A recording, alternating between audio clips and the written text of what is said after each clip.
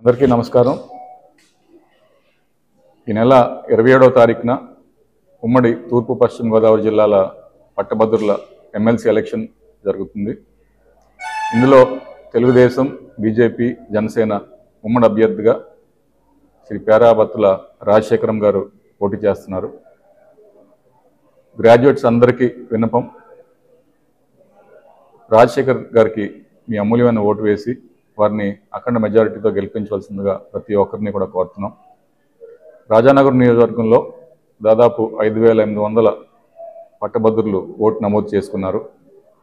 ఇందులో ఎక్కువ శాతం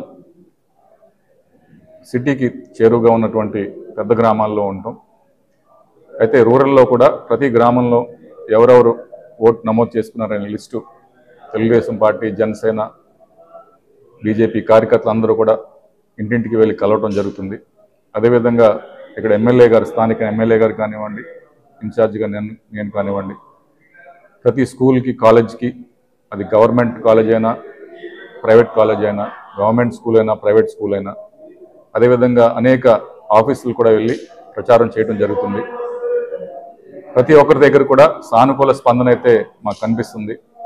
పట్టభద్రులు గత ప్రభుత్వం చూసినట్లయితే 3 ఎమ్మెల్సీ ఎన్నికలు, ఇవే పట్టభద్రుల ఎన్నికలు జరిగాయి. ఆ గత ప్రభుత్వం పతనానికి నాంది ఆ రోజు ఎమ్మెల్సీ ఎలక్షన్ అని చెప్పేసి మేమంతా నమ్ముతున్నాం. ముగ్గురు కూడా తెలుగుదేశం పార్టీ అభ్యర్థులు అఖండ మెజారిటీతో ఆ రోజు గెలవడం జరిగింది.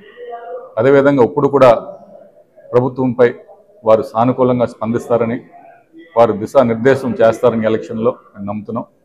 ప్రతి ఒక్కరికి మరొకసారి పట్టభద్రులందరికీ విన్నపం, దయచేసి రాజశేఖరం గారి పేరున 1 అనే అంకి వేసి వారిని అఖండ మెజారిటీతో గెలిపించవలసిందిగా మిమ్మల్ని అందరినీ కూడా కోరుతున్నాం.